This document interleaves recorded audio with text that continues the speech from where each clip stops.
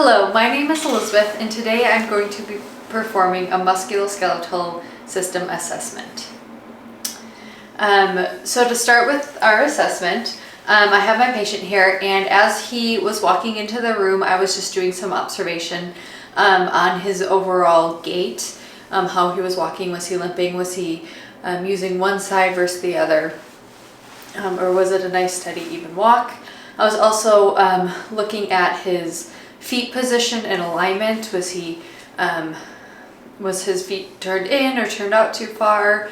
How those were when he was walking. And then I'm also observing for his base of support, sitting and standing.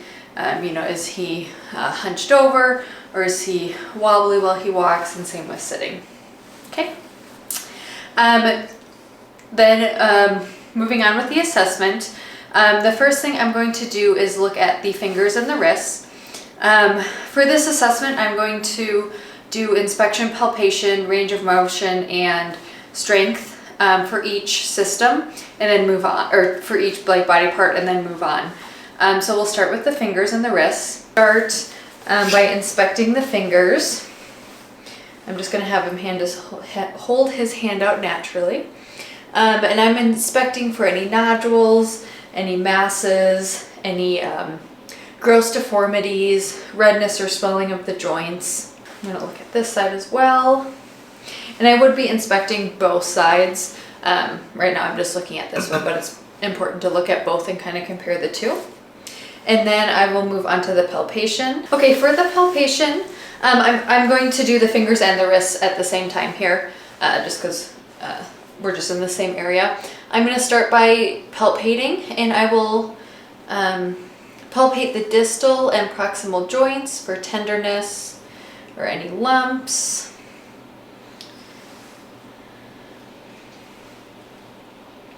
If there's any lumps in these joints, it could indicate arthritis. And then I'm going to palpate the ulnar and radial heads for any tenderness, any warmth, swelling, any signs of infection. Okay, and then we're going to do some range of motion tests on the fingers. So the first we're going to do is extension. So just raise your fingers up towards the ceiling. Okay, and then flexion back down. And then we will do adduction and abduction. So abduct is open your fingers, and then adduction is putting them back together. Yes. And then for the wrist, we will do flexion and extension. So up, flex, and then go down. Yep. And then again, we'll do the adduction and abduction. So abduct away from the body, and then adduct towards. Excellent. And then I would do it on the other side as well. Compare the two. Make sure the range of motion is equal on both sides, and make sure that there is no crepitus or like creaking or popping while performing the range of motion. And I will do that, be noting that on all the joints. I will now do two special tests. The first is called the anatomical snuff box. And what we're going to do is extend the thumb laterally away from their hand. So just extend your thumb up, yep. And then just kind of tilt it so we can see here. And when he does that, you'll see this little notch it creates, kind of right here on the hand. And what I'm going to do is press, keep that thumb up, there you go. Press in this little notch to see if there's any pain here. And pain can indicate a navicular fracture, which is a fracture in the hand that doesn't get much blood supply. So if there is a fracture there, it could be very slow healing or lead to necrosis. The next special test we're going to do is looks at the carpal tunnel nerve and looks for carpal tunnel syndrome. This is a very common reason that people seek care for wrist pain. So the tunnel sign, what I'm going to do is extend the wrist here, and then I'm going to just percuss, just kind of lightly tap here over the carpal tunnel which is midline between the radial and ulnar bones here. And when I do that, if there's pain in that medial nerve distribution, it can indicate carpal tunnel syndrome. Okay, next we will move on to the elbows. The first thing we will do, just like with any inspection, is with any assessment, is to start with inspection. And I'm just going to look for any deformities, any swelling, tenderness, redness or warmth, anything that could indicate infection of the elbow. And then I'm going to start with palpation of the elbow. So I'm going to go to the olecranon process, which is the, sorry, I'm going to kind of bend your arm funny here, which is the tip of the elbow. And I'm just going to palpate this and then go to the medial and lateral epicondyle, lateral and the medial. Tenderness or pain can indicate tennis elbow, if there's pain with palpation there. And then for the range of motion, we are going to do extension, so extend your arm out, and flexion. And then we are going to do pronation, so turn your arm in, yep, and then supination out. Excellent. And then again, we would do that on the other side and compare findings. And again, I'm listening for any like creaking or crepitus, any pain with any of this, or any limited range of motion where he can't perform those all the way. And then the next thing we're going to do is muscle strength. And the muscle strength is graded on a scale of 0 to 5. 0 means that no muscular strength is detected at all. So the patient cannot use that muscle at all. A 1 is it's barely detectable amount of contraction of the muscle.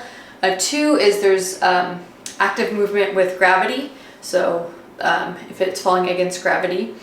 A 3 is active movement against gravity, so the other way against gravity. A 4 is active movement against gravity with some resistance, and then a 5 is active movement with full resistance. So that is the scale that I will use for the entire assessment anytime I'm looking for muscle strength. So we already saw that he's got active range of motion in the muscle, so now I'm going to do resistance to see if we can get a 5. So first I'm going to test the bicep, so go ahead and just curl this arm up. Excellent. And then the tricep, so the opposite, go down. Okay. And so he was able to do both those against resistance, so he'd get a 5 for the bicep and the tricep. Okay, for this test, I'm just making sure that I can see the shoulder well, and I'm going to start with inspection, and I'm going to look for any gross deformities, any redness, swelling. You can see if maybe like one shoulder is hanging, that could mean it's a dislocation. You're looking for symmetry of the two shoulders, and just any other obvious masses or lumps. And then I'm going to begin with palpation. And again, while I'm palpating and while I'm doing all of the range of motion and muscle strength tests, I will be also listening for any crepitus, noting if there's any popping or cracking of the joints. Okay, for the palpation of the shoulder, I'm going to start on the suprasternal notch. Let me find yours. And then walk my fingers laterally along the clavicle until I reach the summit of the shoulder and this little bone at the top called the acromion process, which is actually part of the scapula, which comes from the back and meets up with the clavicle. And then just medial, there's a little ridge where the AC joint is. And I'm going to move my hand down and slightly into the deltoid pectoral groove and feel the coracoid process. From there, I will move my hand laterally to the lesser tubercle and the greater tubercle on the side here. And then I'm also going to feel the bicipital groove which is where the bicep attaches in this groove here by the lesser tubercle. Some of his structures are a little harder to feel with some muscle mass. In a heavier patient or someone with more muscle mass, they are a little harder to feel. But these are the main structures to identify in the shoulder. And then we are going to move on to range of motion of the shoulder. So we will do flexion. So put your arm out. Yeah, keep going up though. Like, yep. And then extension, bring your arm behind you. Okay. And then we're going to do adduction or abduction, and then bring your arm across your chest. For, let me get out of your way. For abduction, this is also called the cross arm test and looks at for rotator cuff injuries, if that's painful or if the patient has a decreased range of motion with that. And then we're going to do internal and external rotation. So go ahead and scratch your back. Yep, and then feel behind your back. Excellent. And then we are going to look for muscle strength of the shoulder next. Again, using that same scale. So I'm just going to put some resistance against it. So go ahead and extend with your arms straight. Yep. And then the opposite. Bring it back. Okay, and then up. And then across your body. Okay, good. So he had good muscle strength against resistance for all of those. Okay, next we'll move on to a couple just special tests of the shoulder. You would do these if there's complaints of the shoulder or if you suspect any shoulder injuries. The first one is called the Speeds test. And I'm actually going to have you turn a little towards the front here. Yeah. Go ahead and put your hands out like this. Yep, like you're kind of like holding a platter. Then I'm going to push down and you're going to push up against my resistance. Okay, and any pain in the shoulder could indicate a positive sign for the test. You can relax for a second. We're testing the bicep and bicipital groove, which could mean if it's painful, it's bicipital tendinitis, or that they have a labrum tear in their shoulder. Okay, the next test is called the Neers test. And I'm going to place my hand on the patient's scapula, so just on their back here. The reason we're doing this is try to isolate the shoulder joint. What I'm going to have the patient do is slightly pronate the arm and then lift it up passively. Yep, so slightly pronate and then passively lift it up. I'm just going to stand right behind you here while you do that. Do it one more time. Pronate the arm. Yeah. Okay. And if that causes pain, that could indicate a rotator cuff disorder. Okay, and then another test that looks at the rotator cuff to see if there's injury there is called the Hawkins test. So I'm going to have you put your arm, yes. What I'm going to do here is just kind of over, yeah, in and back. And if that causes pain or if there's a lot of resistance in this, that could indicate a rotator cuff injury. For the next part of the assessment, we will move on to the neck. And I will start with inspection, looking for redness, looking for swelling, looking for symmetry. I'm making sure that the muscles are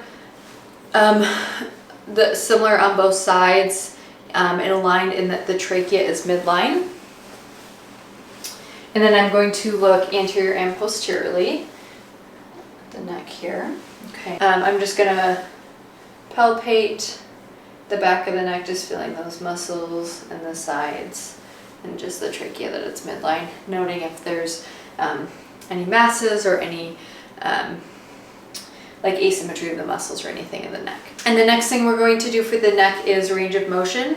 So we'll start with flexion and extension. So tuck your chin to your chest for flexion and then look up towards the ceiling for extension. And then we'll do cervical rotation. So look to the right and look to the left Okay, and then we'll do lateral bending, so ear to shoulder. Yep, and on the other side.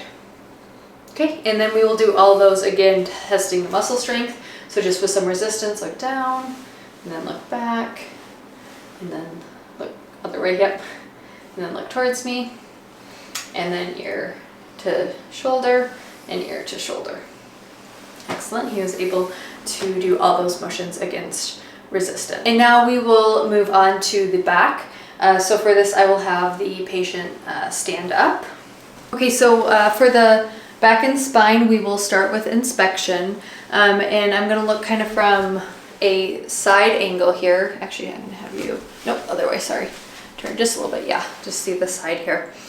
And I will look for just the cervical spine bending here, that's slightly concave. And then the thoracic spine goes slightly convex. And then that there is a natural lordosis or concavity again at the bottom here, so that the spine isn't just a nice S formation. It isn't overly going in or protruding out too much up here, or same up there. You just want a nice even S there. And then I'm also just noting any gross deformities, any redness, any trauma to the back into the spine, especially that I might see. Okay, next we will do palpation, and I'm going to start at the C7, which is the prominent bone here. And I'm just gonna kind of walk my fingers down the spine one by one. Some people you can see the spine more easily, and some you kind of have to feel where those bony prominences are. I'll have you actually turn this way so you can kind of see, yeah. And I'm just feeling all of those vertebrae here, all the way down the back, making sure that they are in line, that none of them are bulging, and that none of them are off to the side like a slip disc. Feeling for the step-off sign, which is if one of the vertebrae is depressed or if it's sticking out. They should just all be nicely in line with each other. Next, I'm just going to palpate the muscles, the paravertebral muscles on either side of the spine here. And I'm looking for any spasms or pain with this. So it's going all the way down the back. And sometimes there can be like rigidity or spasms that would be noted with the palpation. Okay, and then we're going to move on to the range of motion. So go ahead, and the first thing we will do, yeah, kind of turn this way, I just don't want you to hit your head on the wall, is a forward flexion. So go ahead and just flex forward like you're touching your toes. Excellent. And stay like that.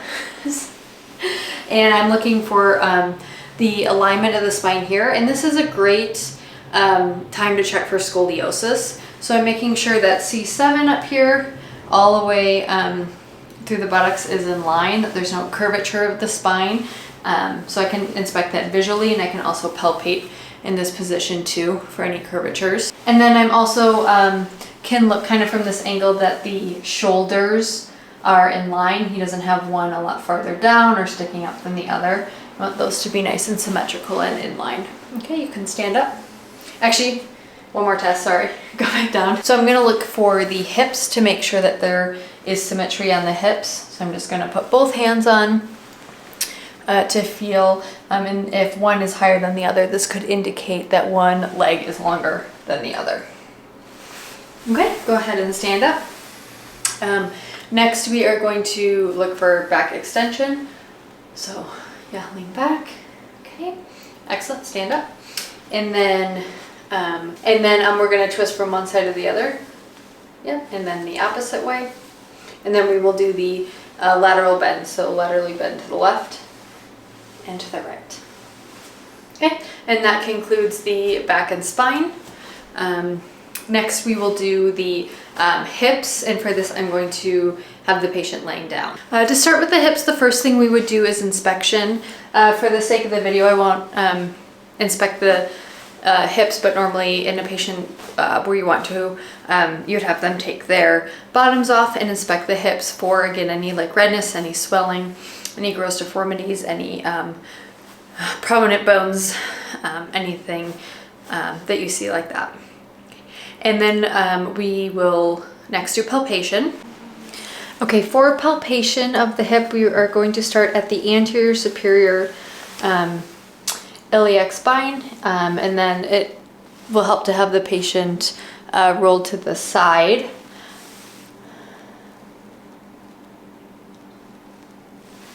And then I'm going to feel for the greater trochanter, which is the lateralmost aspect of the hip, and then between the greater trochanter and the ischial tuberostomy, which is your butt bones, the bones that you sit on.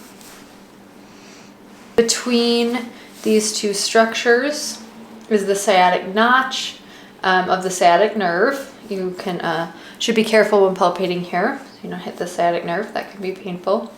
For someone with sciatic problems, it could be very painful.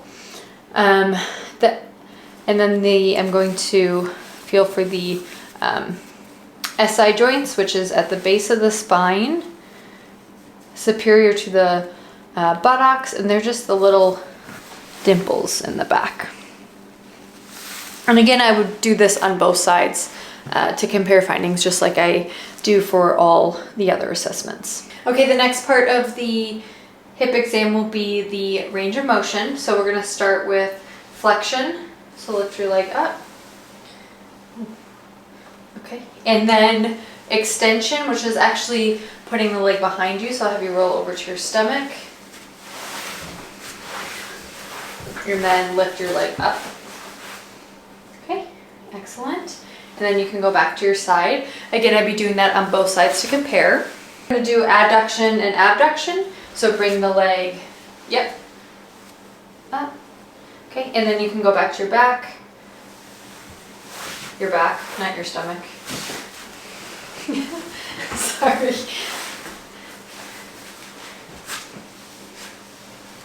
Okay, and do adduction, so across your body. And then we can do internal and external rotation. So I'm going to just bend your knee here. Just relax, yep. And then we will move the leg laterally, or medially and laterally for the internal and external rotation. And then again, we will test the muscle strength. So we'll do all these same things against resistance. So push out, push in, and then extend up, okay? And then bring the leg out. And then I won't make you flip to your side and stomach again, but we would test those against resistance as well. And then I will demonstrate one special test, and this can be done if the patient is complaining of radiating pain down one leg. So what I'm gonna do, so this could be if they are having that pain and you're suspicious of sciatica or a slip disc. Okay, and then with the patient laying supine, I'll just have them lift one leg, the affected leg, and I'll note where it gets painful or where it stops. And if it's less than 45 degrees, that would be a positive test. Okay, next we are moving on to the knees. And again, I will start with inspection of the knees. So just kind of, dangle here. I'm looking for any redness, any swelling, signs of infection, any obvious deformities in the knee, any masses or lumps. Okay, and then I'll move on to palpation. Okay, for palpation of the knee, I'm going to start at the medial surface of the knee. And then where the femur comes down is a condyle, which is like a rounded protuberance at the end of a bone. And then where the tibia and fibula are also have those.